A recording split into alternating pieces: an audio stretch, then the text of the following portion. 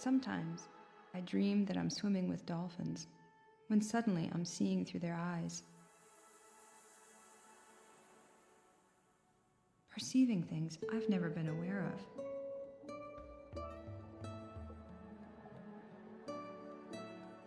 We're swimming through a shining sea of light, yet there's a sense of danger lurking off in the darkness beyond. And in the logic of my dream, only the light can save us.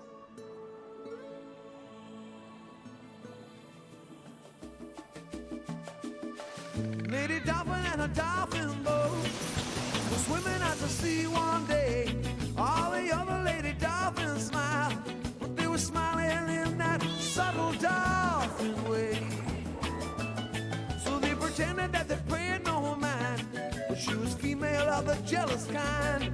She couldn't stand it not to ask him why, but she could see that he was flattered by the twinkle in his eye. She said, how much do you need me? Or how much do you need me? Will you stay with me till this ocean floor is dry? If you cannot find the words that say, I'm the only one you love that way, well, I guess we'll have to say goodbye. You said my love for you is wider than a wide side gas or sea. I have to find a way to win you, dear. There's two atmospheres of pressure on me here. Now, how much do I need you? How much do I need you? I can't seem to find the words to make you stay. Remember all the things I said, that I love you till the day I'm dead. 'Cause I need you like this hole in my head. I need you like this hole in my head.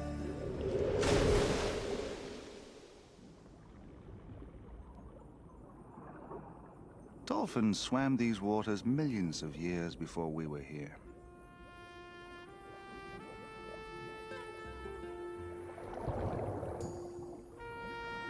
Like us, they're mammals, and yet they're completely at home in the sea.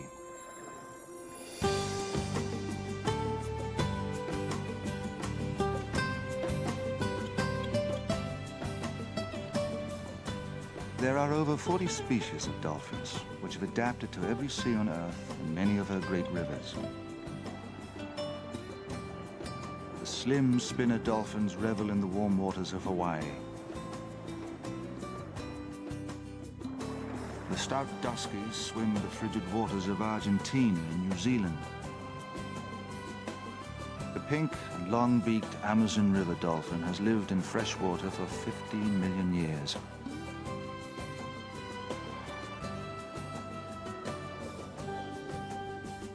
The bottlenose seems to be one of the most intelligent dolphins, and therefore one of the easiest to train.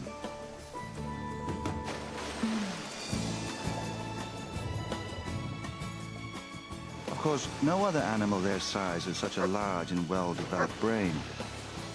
Not even your favorite dog. Lulu and Charlie are kept in pens. They're taken out into open water every day. And if they understand the trainer's signals and perform impeccably, they get to kiss a mutt named Sloppy Joe.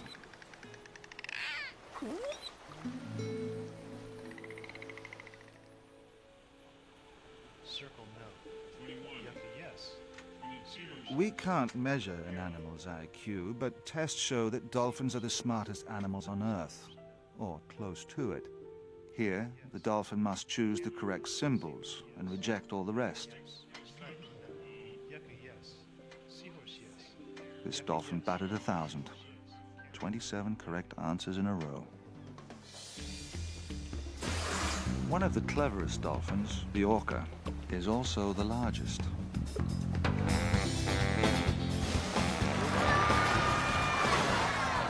When they flip their 5-ton bodies high in the air with the greatest of ease, it kind of makes you wonder, how do dolphins do that?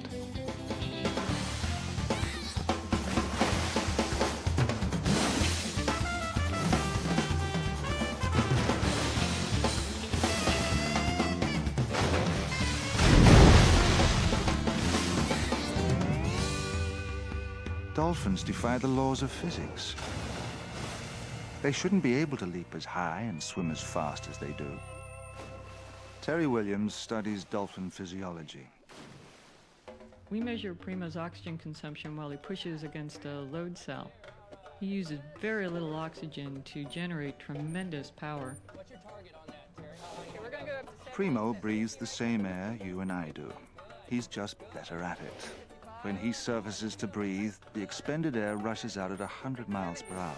72, 74. He can stay underwater for 8 minutes, diving to a depth of 500 feet.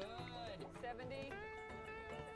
The dolphin, perhaps the most efficient swimmer in the ocean, swims 5 times faster than even the speediest human. 74. What's their secret?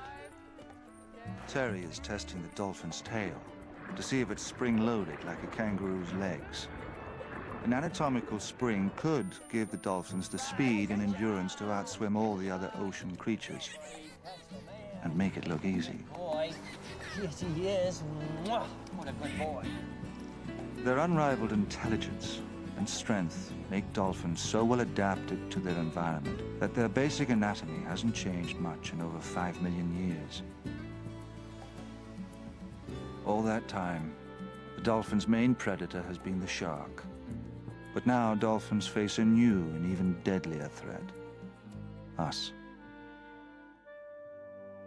A man named Sam Labuddy risked his life to shoot a very disturbing video aboard a tuna boat. At that time, millions of dolphins were dying in tuna nets. Public outrage reduced the slaughter, but not before 2/3 of the dolphins in the eastern tropical Pacific were killed. Thousands of dolphins are still dying every day in fishing nets around the world.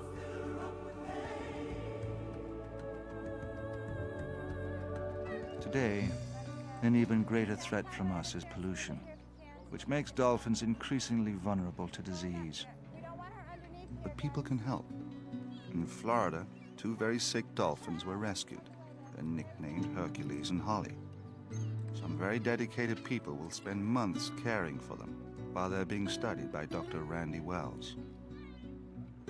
Pneumonia and infections weakened Holly and Hercules, but didn't diminish their strong bond with one another. Even when they were separated for a medical exam, they were constantly calling out to each other, like lovers or good friends. This is an alien world to them. The exam lasted almost an hour, yet Hercules never stopped calling out to Holly. Both dolphins have good function in their lungs now, and they're eating very well.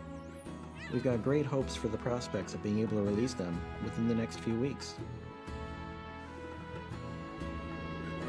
Scientists like Randy Wells are trying to help dolphins survive by learning more about them. We can't protect what we don't understand. In Hawaii, Dr. Lou Herman studies dolphin intelligence. His research shows that dolphins are quick to understand and respond to a complex language of gestures. All right, give her a kiss. Not even chimpanzees read sign language so well. Kathleen Dazinski studies how wild dolphins communicate. This is a special treat for me. In the wild, I never touch dolphins, but these trained dolphins are used to human touch. Dolphins have a knack for playing games, and often invent new ones.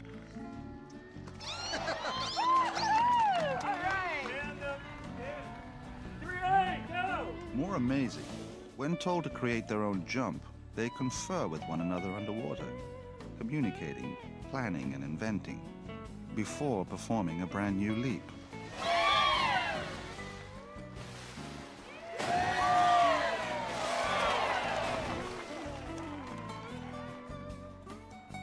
There's no doubt dolphins are intelligent and creative. But do they feel emotions, like grief or joy? Can they make friends with one of us?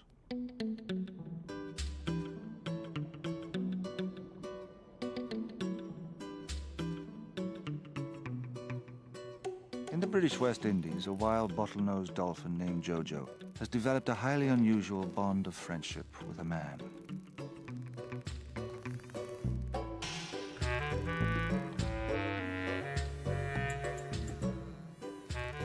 JoJo belongs to no dolphin family or social group. He's one of the very few dolphins in the world who seeks out human contact, especially his pal, a naturalist named Dean Bernal. Years ago, when tourists swam into JoJo's feeding grounds and tried to touch and harass him, he would bite their hands in self-defense. A resort owner tried to get him put in captivity. Dean Bernal intervened and was appointed JoJo's official warden. It took months to build JoJo's trust. Each day, he swam a little closer. But finally, we became good friends. We've been meeting at Sunfish Reef every day for 15 years.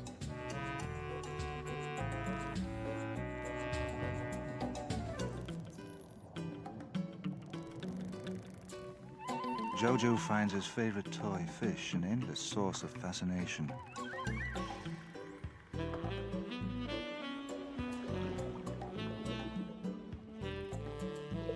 JoJo and I spend a lot of time exploring his world.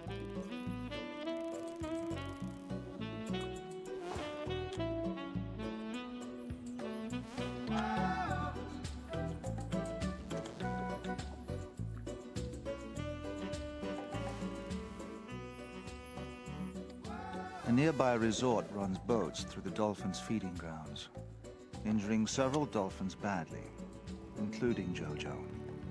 One dolphin was killed by sharp propeller blades.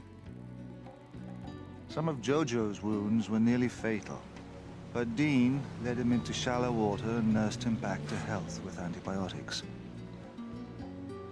This painful medical treatment would have been impossible without the strong bond of trust between these two.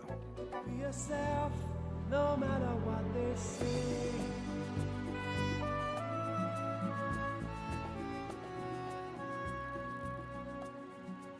Tomorrow I have to go away for 4 months. I wish I could speak to JoJo to reassure him that I'll hurry back to see him. You can hardly blame Dean for wishing he could talk to his underwater companion. But will we ever learn how dolphins communicate? To find out, a young scientist has followed her dream to a place where dolphins swim free.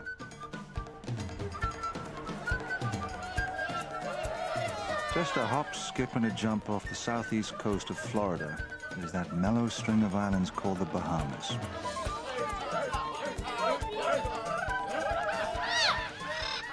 Here, the living is easy for Kathleen Dzinski and the dolphins she studies.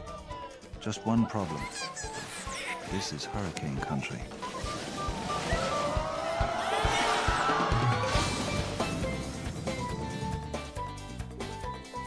Hopetown is home base for Kathleen as she studies dolphin communication and social behavior.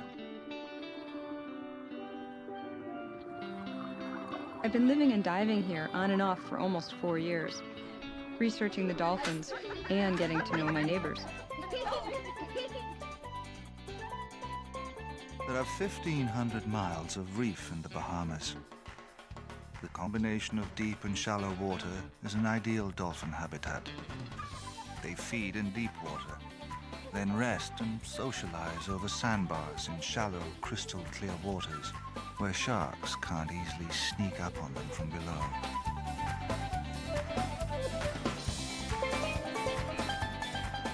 I teach dolphin conservation, but my main passion is studying communication among Atlantic spotted dolphins.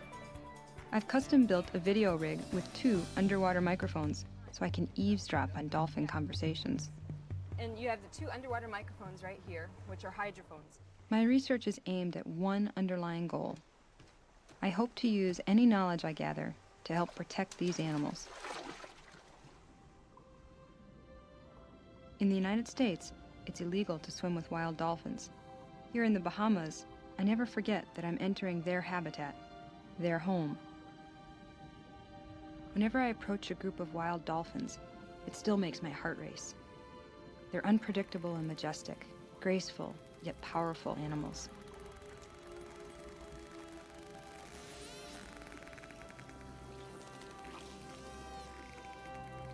To study their communication, Kathleen videotapes the dolphins and records the sounds they make.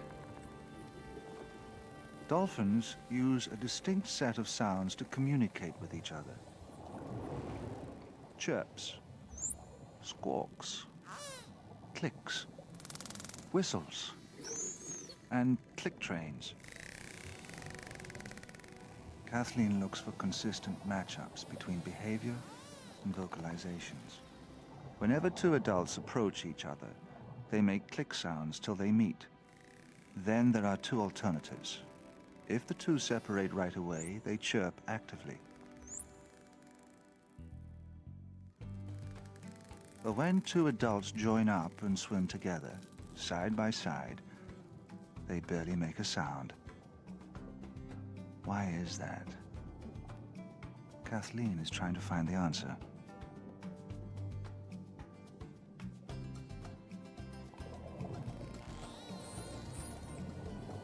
Dolphins, like my pal Freckles, seldom move their mouths. They're basically ventriloquists. To figure out which one is vocalizing, Kathleen spaced her new microphones about 3 feet apart to exaggerate the stereo sound.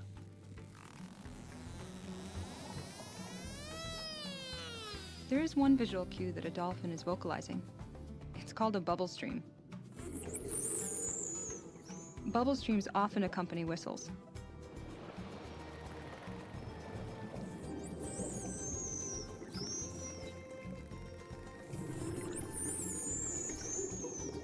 Even with her new videos as a guide, it's tough for Kathleen to track this group because individuals come and go freely. Kathleen has cataloged 125 dolphins by age and gender, giving each a name and a number. Dolphins are possibly the only other creatures besides us who call each other by name. Who's the sliver? Freckles' buddy.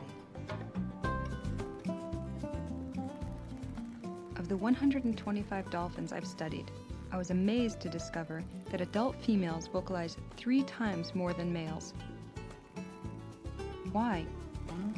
As moms, adult females vocalize often to keep their frisky youngsters in line and teach them survival skills. Megan, 34. Freckles, 78. Cash. Got it!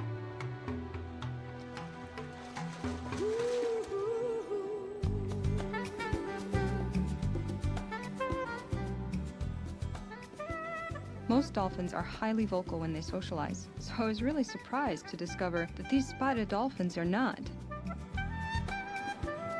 I wonder if the exceptional water clarity here is a factor. I'll be watching you. Perhaps dolphins who can see one another clearly communicate more through movement and touch. It's something to think about on the way back to port. I'll be watching you.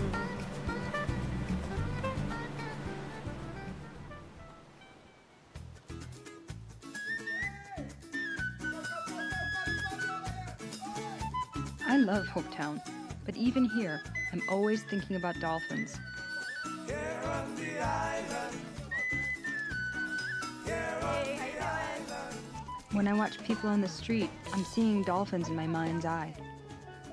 Every human gesture echoes what I've just seen underwater. Like dolphins, we don't rely on sound alone to communicate. We use a rich vocabulary of gestures and postures and dance. Maybe we're not so different from dolphins after all. Like here, I see a vocal greeting, a pectoral fin rub, and maybe a few chirps on parting. Kathleen's colleague, Alejandro Acevedo, is an expert on dolphin feeding behavior. They're teaming up to figure out how dolphins communicate when they feed. When I play back my videos, I slow the sounds way down and analyze them digitally. And it's amazing. What sounds like a short chirp to you and me actually contains many different signals. Dolphins can compress information almost like a computer, and then reads signals at a very high speed. Just before it turns away, see how it turned away there? Yep. Look, there's a chirp. Dolphins repeat the same sounds in a pattern that closely resembles the structure of human language. I get really excited when I discover a pattern, but I need more data to confirm it, if we can find the dolphins.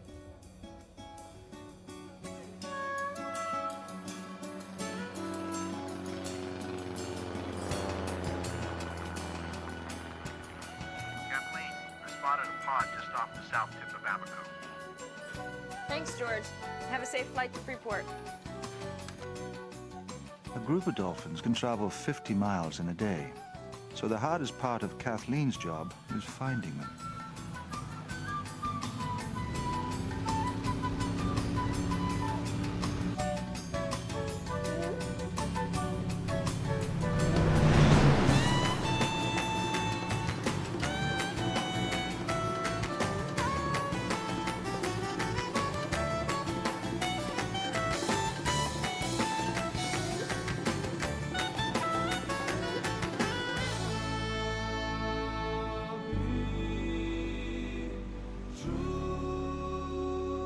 Communication is not the goal of every vocalization. Certain click sounds let dolphins detect hidden objects with great precision, using a kind of sonar called echolocation. Dolphins echolocate to find food. To study dolphin sonar, I'll use my new click detector, which can record very high-pitched clicks.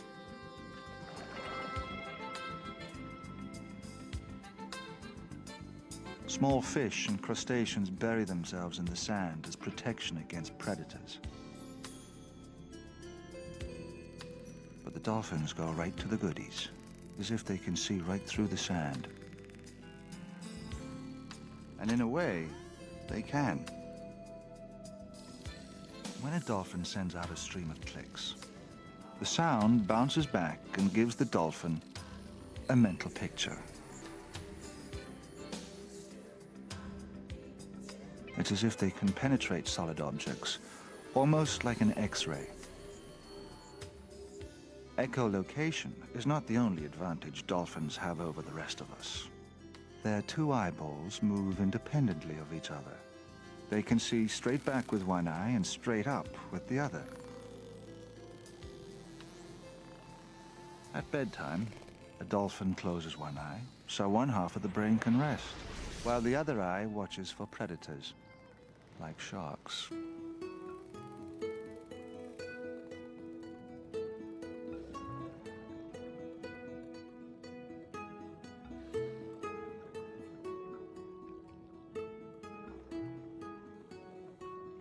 Touch is a primary means of communication for all dolphins. Through skin sensitivity tests, we know that dolphins can feel even the lightest tap. A gentle rubbing of the pectoral fin is an affectionate gesture that I see again and again.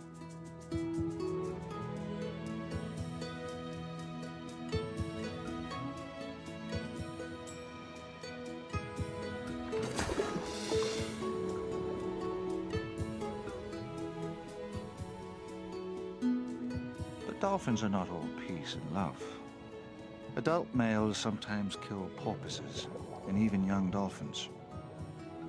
Freckles has a double scar right behind his dorsal fin when another dolphin bit him. Another winter comes, his icy fingers creep into these bones. They can use their tail flukes to deliver a very nasty kick. Dozens of people have been bitten and seriously injured by dolphins.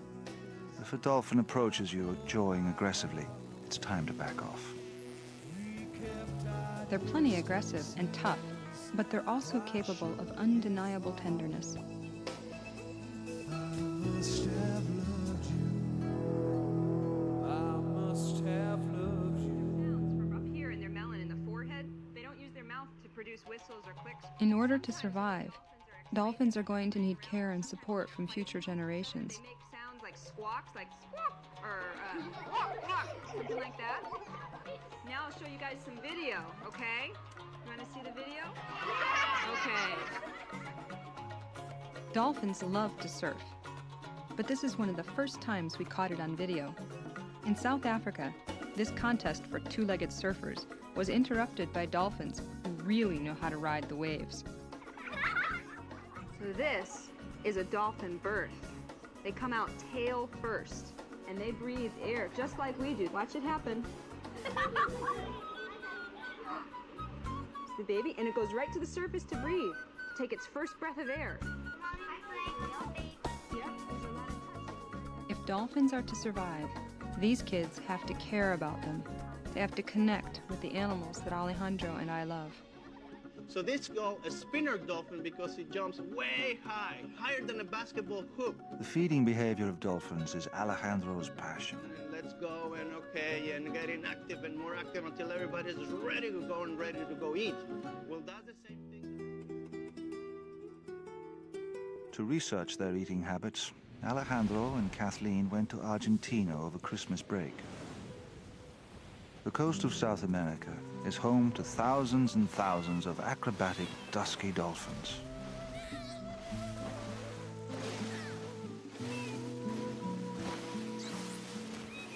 Alejandro and Kathleen will join their former professor, Bernd Versig, who did his fieldwork here over 20 years ago. Their special research permit will allow the scientists to get close to the dolphins. Kathleen will record their vocal signals while Alejandro studies their feeding strategies. So this is Puerto Pyramide. Professor Versig always said this was a one-horse town. He's pretty literal.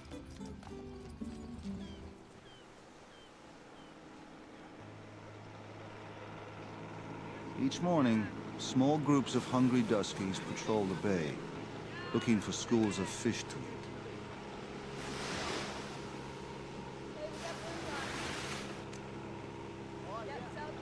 Oops, I see something over there.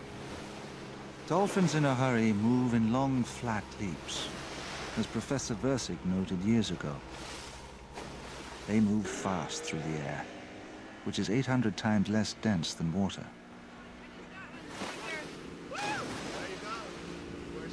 That was a low salmon leap. Low leap, yep.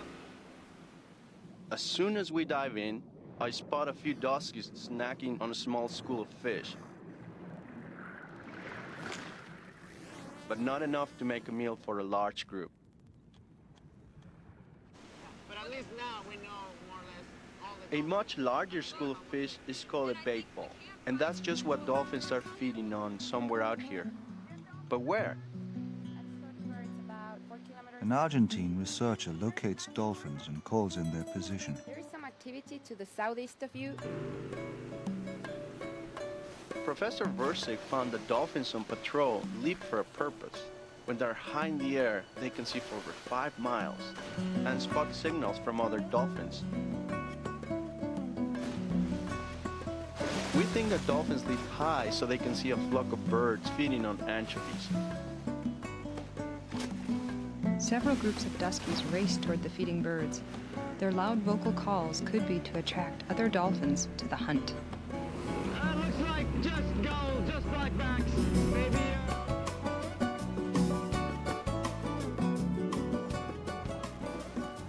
The first dolphins on the scene move onto the bait ball, driving it to the surface and cutting off the escape route below. Dolphins circle the bait ball like cowboys herding cattle. Instead of shouting, "Yippee-ki-yo," they blow bubbles, which scare the fish and keep the bait ball together.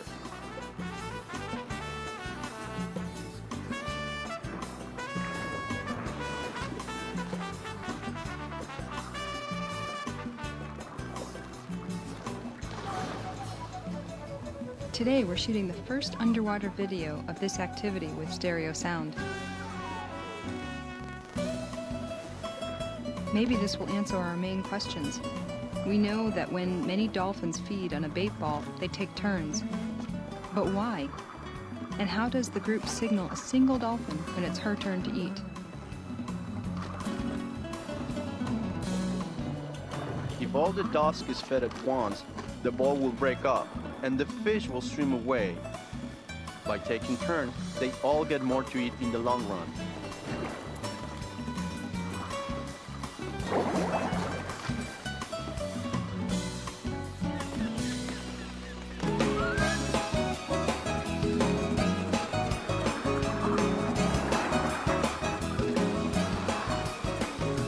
Instant before the dolphins charged through the bait ball, that's when their echolocation clicks were most intense. Could that be the vocal cue we're looking for? To answer that question, we'll spend months analyzing today's video, frame by frame.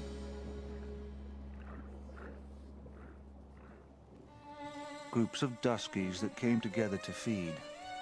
Stick around for after-dinner festivities.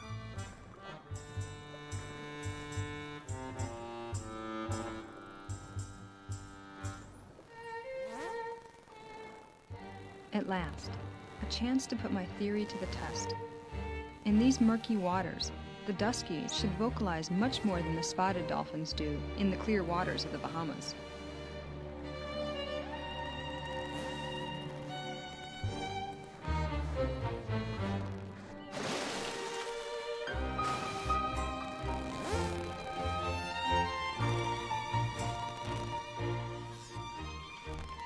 Dolphins are pretty efficient at mating.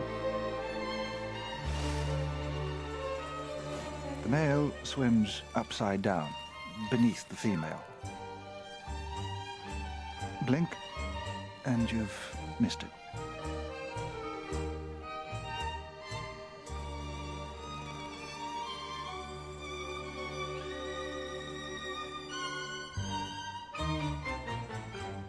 Today, the duskies seem far more vocal than the spotteds are when socializing. This is strong evidence that water clarity affects dolphin sounds.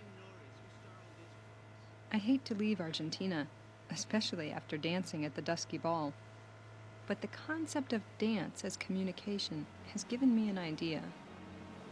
Besides, I miss Freckles.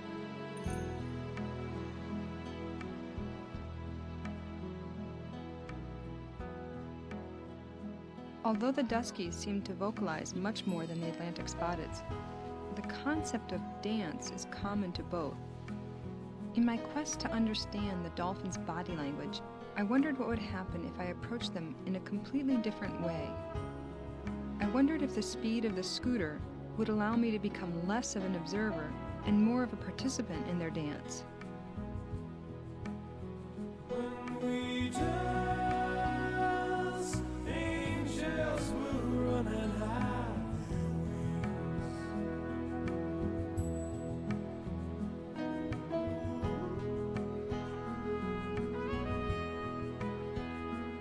Sometimes the dolphins positioned themselves right in front of me, as if they wanted to coax me on. I felt like a dancer, first following my partner, then leading. They were interacting with me in a new way, a much closer way. I've observed that a lot of the communication between these dolphins is nonverbal. It's probably much closer to dance and music than it is to language. The scooter gave me a first-hand glimpse of that. For the first time, I felt I was part of their dance, which is at the very heart of all dolphin communication. When we dance, angels moving at night. That was incredible from what I saw here. I had them all over, and you could just see that you were like a part of the whole group. It was just unbelievable. At first, I focused solely on vocal signals. After all, I'm human, and language is everything to us. I have to keep my face away from the can. But I've made more discoveries now that I've embraced the instruments of communication that dolphins use so eloquently: posture, gesture, and touch. The gestures and body language, so important to Kathleen, are also central to the friendship between Dean Burnell and JoJo, the dolphin. After 4 months away from the British West Indies, Dean is coming home.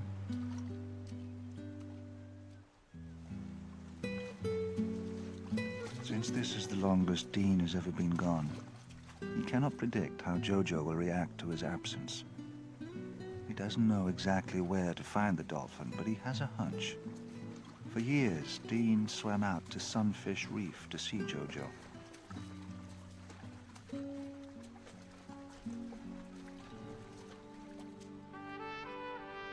When Dean first caught up to him, JoJo kept his distance.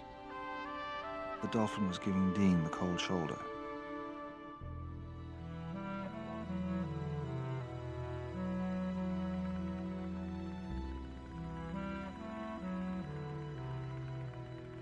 Would JoJo's favorite toy fish be the icebreaker?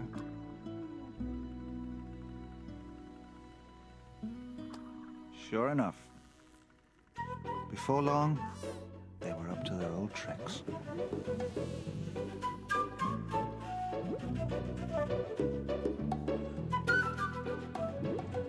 Bubble rings are my way of saying, glad to see you, JoJo.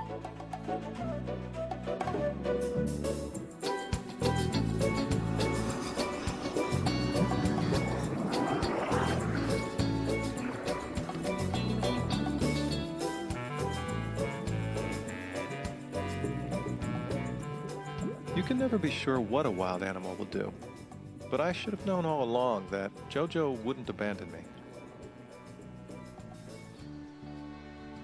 A few years ago, I was approached by a hammerhead shark. As soon as JoJo saw I was in danger, he rushed in to get between me and the shark. Then he rammed the hammerhead with his rostrum and drove the shark right down to the ocean floor.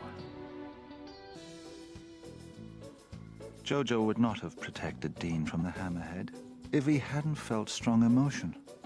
There's no denying that the bond between them is very real. After all my years with JoJo, there's still a barrier we can never get past. We don't speak each other's language. My bubble rings are a friendly greeting, but does he really get the message? I would give everything I own in this world to spend just 1 hour chatting with JoJo in his own language and getting to know his consciousness as well as I know his heart and soul. Meanwhile, I'll just keep blowing these bubble rings.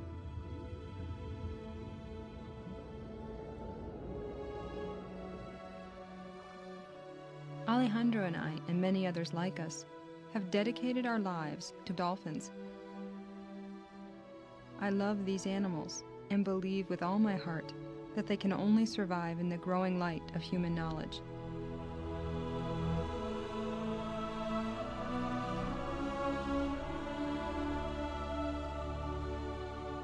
They are supremely intelligent, highly social, endlessly flirtatious, and not above a fight. In short, dolphins are the creatures we might have been had we lived in the sea. We want to ask them, hey, what's it like? We want to say, let's illuminate the darkness together and create a sea of light in which all creatures swim free. You're not here to understand, it's your